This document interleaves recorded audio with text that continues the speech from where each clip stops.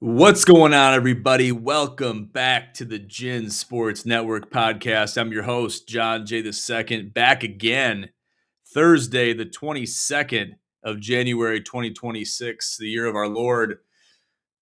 Welcome back. It's been a week. Let me tell you, it's been a week.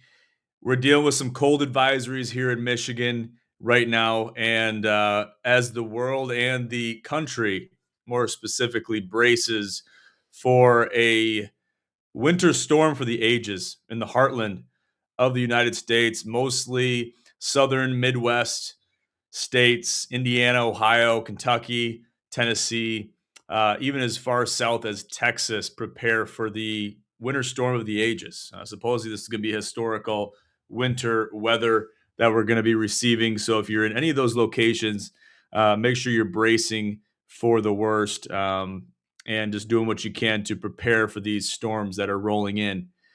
Serious stuff, from what it sounds like. So that's winter in America. That's winter in the world. The people that have questions and concerns about global warming, where are they at? They're silent at this point. I haven't heard anything from the Al Gore fans of the world. They've been silent. So we're not worried about that too much. But what we are concerned about is the national championship in college football. It's confirmed. Kurt Signetti is him. We talked about it last week. We talked about it pre-Natty. And it's one of those things that it is a sight to be seen. It's a sight to behold. Kurt Signetti, the Sig Man, as he's known, as he's called. He likes to enjoy a cold one after a big win, and that's much deserved. So, a stat that I thought was interesting is, first of all, they didn't cover the 8.5. They won 27-21, won by 6. So if you had the Canes to cover, you would have hit that bet. But what I thought was an interesting stat is the team stats. So you look at total yards. The Canes 342 to the Hoosiers 317. Canes on top. Passing yards 232 to the Hoosiers 186. The only section that the Hoosiers succeeded over the Canes in was rushing yards, 131 to 110. And you can break it down to efficiency, break it down to clutch ability, and just being able to succeed under pressure. And that's what Fernando Mendoza is able to do.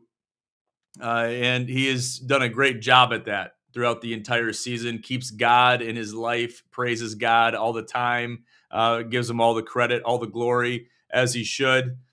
And a historic season for the Indiana Hoosiers. I'm sure Bobby Knight is looking down at Coach Signetti and saying, you know what? Damn, welcome to the club. Welcome to the perfect season. This is what it feels like.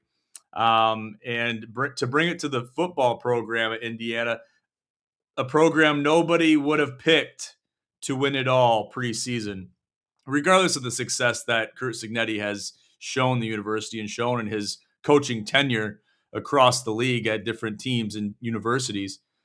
But no one would have picked him. No one would have picked him. You look at max efficiency. You look at ability to pick yourself up from tough situations, and that Miami defense is nothing to sleep on. So you also look at the yards per play for the team stats: 6.5 for the Canes to the Hoosiers 4.4. Now those numbers really don't add up as far as what the final score could have been or maybe should have been, especially for Canes fans looking at the raw numbers. But it's a lot more than that. It's the intangibles. It's the ability to succeed. It's the will to win. And in ferocious territory, no less. You're basically playing a home game if you're the Miami Hurricanes. I get it. A lot of fans, Hoosiers fans, bought a hell of a lot of tickets and filled that Hard Rock Stadium to the brim. But listen, it was one of those games that could have went either way. It was more or less, it felt like a neutral site, looking at the stands and looking at the people that were there. So that's what it felt like watching it, at least on TV. But to confirm it again, Kurt Signetti is him as the Hoosiers win the Natty and bring it home. So hats off to them, and they will be a team to be looking at in years to come. So I'm looking at them. I'm focused on them. Nobody's going to be sleeping on the Indiana Hoosiers. And the Big Ten is in good spirits right now, looking at the last couple years as far as champions go. Now I know Ohio State is one of them, and Michigan's one of them. And maybe they might like to say that, hey, maybe that isn't good company. But rest assured, it is good company, regardless of your fandom, regardless of your allegiance to either university. But I think a neutral team in both regards, in the Indiana Hoosiers, anybody that's affiliated with the Big Ten or a fan of the Big Ten can be happy for the Indiana Hoosiers and what they were able to do this season. So hats off to the Indiana Hoosiers for a great season and clinching the Natty. Big stuff. Big stuff. We'll transition a little bit to college basketball. Now, the other day, the Spartans played the Oregon Ducks in Eugene, Oregon, and a hot mic was taken from Coach Izzo. He looked right at Kurt Tang and said, "Kurt, you could not guard my mother. She's 99 and a half." Izzo went on, proceeded to say and explain in a post-game press conference, and he doubled down. He's like, she has no game, and he still couldn't guard her. So that's the poise that we expect from a Tom Izzo Michigan State team. And we expect nothing less than that. When we're looking at Michigan State, Izzo wants the best. He deserves the best. He's coached his way through several years and broken several records, not only at Michigan State, but across college basketball and sports. So he deserves the right to be able to chew out his own players. And I think they deserve that. They know what they're getting themselves into. We stated that on the show before and elsewhere, that if you are visited by Tom Izzo and you're the parents of your kid that's playing, they're going to be playing for the Michigan State Spartans basketball team, you know what's involved with that. So I guess you could call it public humiliation. I wouldn't see, some people would call it that. Softies, they would call it that. I call it good coaching. I call it expecting the best out of your players. And that's exactly what Tom Izzo expects. And they went on to win that game handily. Maybe it wasn't a blowout, but it was one of those games that maybe you expected to win by a couple more points. And it's just one of those things. He's always going to expect the best. He's always going to demand the best, and he deserves the best. So we'll see how far the Spartans can take it. Got some really intense matchups coming up in conference play, so we'll have to see where they fare against these teams of the likeness of Michigan and others. Mostly Michigan is the one I'm concerned about, and that'll be the ultimate test, I think. And who else to be the ultimate test for the Spartans other than the Michigan Wolverines? And, looking at the Michigan Wolverines, they've done a lot of great things. They're looking great. They're looking ferocious. They got the numbers. They got the guys. They got the big guy. They're going to be a force to be reckoned with. I mean, let's just acknowledge the truth of the matter here. That's what we're dealing with, and that's what we have to look forward to as Michigan State Spartans fans. Now, listen, I get it. I'm preaching to the choir, especially those Michigan fans that are out there, even the Walmart Wolverines, I'll throw them in there, that really don't want to hear me talk about Michigan State basketball. Definitely not Michigan State football. Okay, that's almost like, what the hell are you talking about? You have no room to talk. You look at the past couple of years, even going back to the Mel Tucker era and the downfall essentially of the Michigan State football program, and you're like, why would you even talk about Michigan State football? Well, I'm looking up and up, and that's what you have to do. And I think we can find similar ground. Both Michigan fans, and I'll include the Walmart Wolverines, and Michigan State fans and alumni. We've fallen on hard times, and now it's time to rebuild. So it happens to the best of universities. It happens to the best of programs, and to look forward into the future is the best thing you can do, and it's sometimes the only thing you can do. So that's what we're going to do. We're going to put football on the back burner. Obviously, basketball is the main focus right now. So we're kind of focused on basketball. We'll get into the ins and outs of college basketball coming up in a future episode of the Gin College podcast. So be on the lookout for that. We'll get Tony T Money Manerick on here to chop it up about Michigan State basketball. And we'll branch out. We'll branch out to the entire Big Ten, just because there's some forces to be reckoned with across the Big Ten that have to be focused on. So we'll be looking at all that stuff. Okay, so this Saturday in 2 days, we have UFC 324. It features Justin Gaethje and Paddy Pimblett in the lightweight main event. And I'm excited for that one. Now, there's been people that have been preying on Paddy Pimblett's downfall. I'm not going to say it's me included. Okay, now Paddy Pimblett, he has a way about him where he can be a little cocky, a little bit. He can be a little bit pompous. He even has a little bit Kurt Signetti in him. But he's been able to back it up. He's been able to back it up in a big way.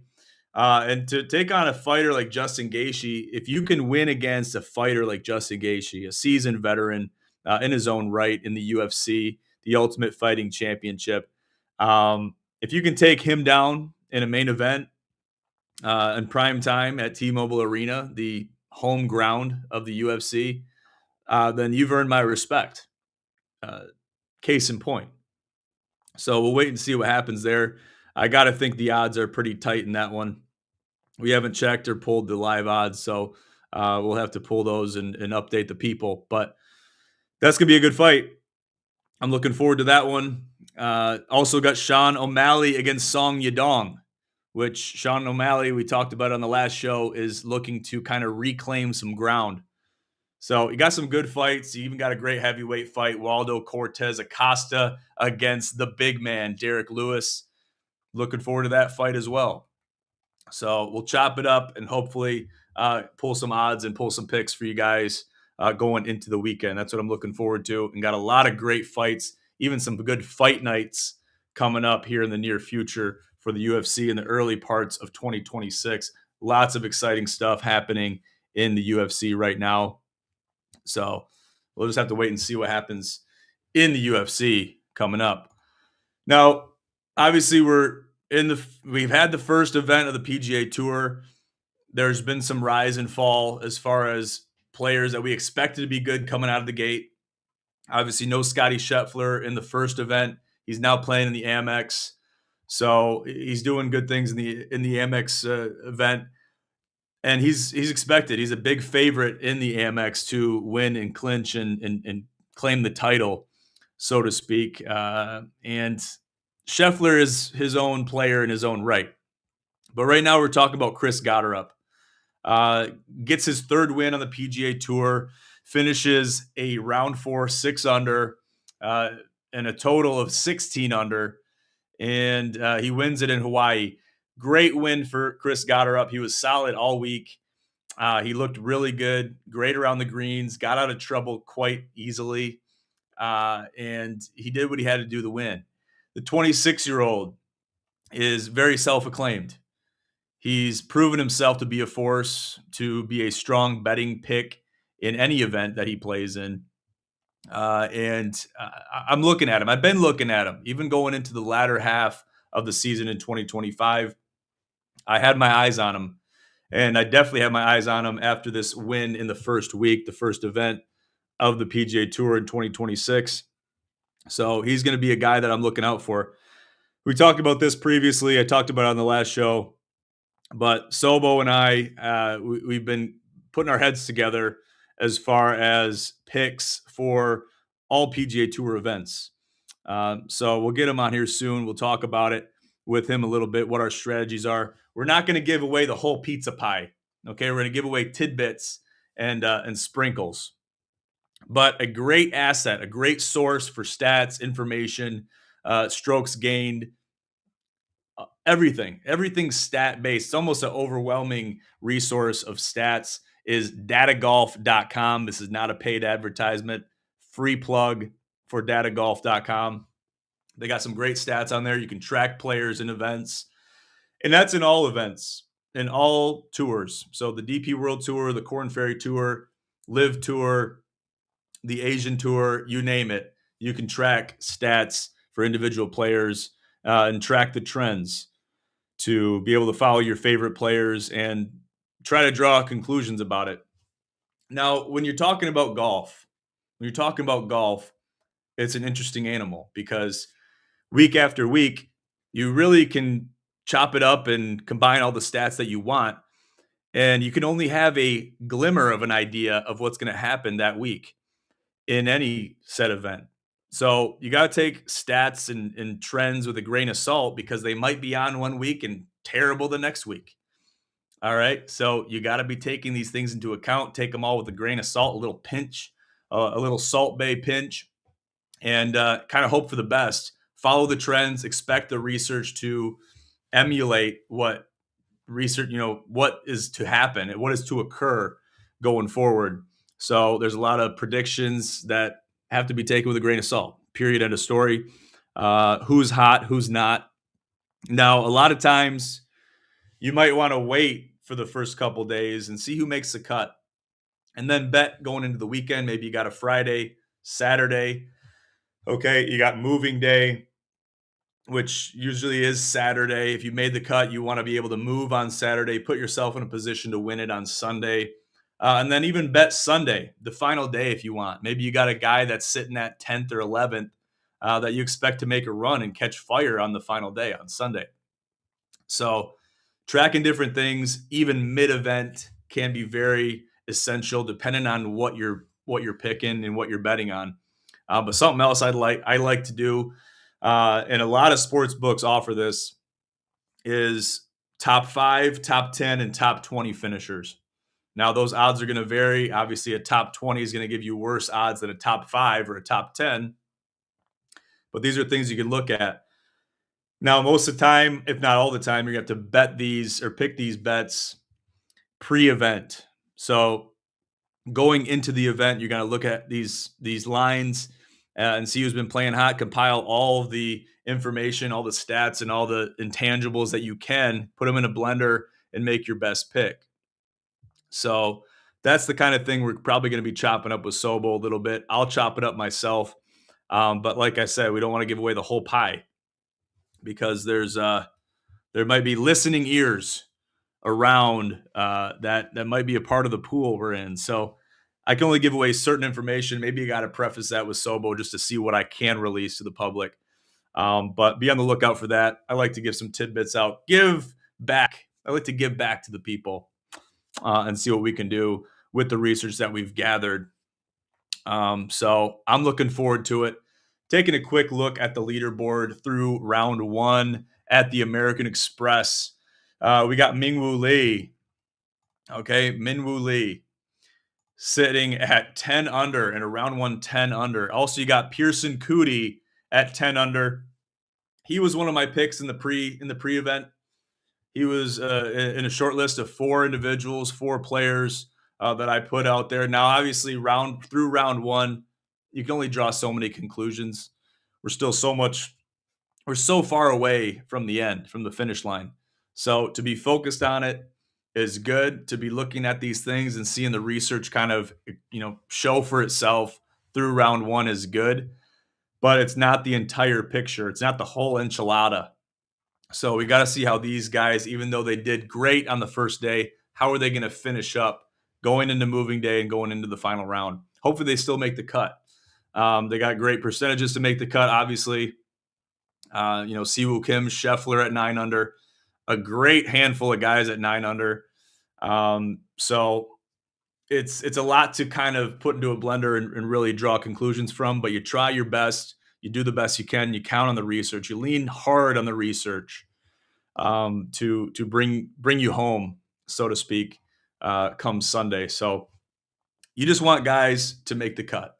Okay, first and foremost, you want your guy or a couple guys to make the cut, right? And then you want to see how they play going into moving day, going into the weekend, going into Sunday. Okay, focus on all these things. So there's a lot of things you can do. I'm not going to get into too many specifics right now, but we will get into that in a future episode. All right. Transitioning to NFL. Now, it's no surprise. Well, I'm kind of surprised. But my Buffalo Bills got bounced in OT by the Denver Broncos. Not too happy about it. And I bounced some ideas off Rocco. And he informed me that the window is shut for the Buffalo Bills. The window, at least for the short term, is shut. They obviously shit canned Sean McDermott, which I'm not a big supporter of. There's been plenty of analysts and commentators that have been up in arms with the Buffalo Bills organization for getting rid of Sean McDermott. With all the success that he's brought, and you can count it in success and wins. You can count it in success in runs. Maybe not playoff wins, maybe not Super Bowl berths. Okay, but you look at the numbers and look at the record. Okay, that I think speaks for itself, at least to warrant him to stay. Now, I don't know how much of it was his own doing. I think if he walked away from the organization similar to what Mike Tomlin did, I think it'd be a different story. And obviously the headline would be different. It doesn't seem like it was a mutual decision to say, I'm going to leave the organization under my own will. No, it looks like he was fired and released from the organization outside of his control. So we'll see where he lands going into the offseason. But not good times. Okay, the Bills have fallen on hard times. And I know Josh Allen is pissed. A lot of big guys that are playing for the Bills, they're pissed. Okay, and it's just one of those things. It's a tough loss to take, especially looking at the pool of teams and how doable it was for the Buffalo Bills to succeed this year against a young team in the Broncos. You wanted them to succeed. You want them to get at least to the AFC Championship. But that isn't what is to be. So we'll deal with that at a later date. But now you got the Patriots and the Broncos, both very young teams, both very well-coached teams, well-oiled machines. Okay? That's a pick'em game for me. You got the Rams and the Seahawks. The Seahawks are hot. I don't think the Rams can survive another week. I don't think they win the NFC Championship, but I could be wrong. Got to crunch some more numbers on it. But those are the four teams, the Patriots, Broncos in the AFC, and the Rams and the Seahawks in the NFC. And then the final dance on February 8th will be decided with a week of preparation for whoever musters up the providence to make it there. So we'll wait and see what happens, and I'm excited for it. I'm excited for it because the Super Bowl is coming up. You get excited for it. Even if you don't feel excited on the inside, you build up the courage to be excited for it.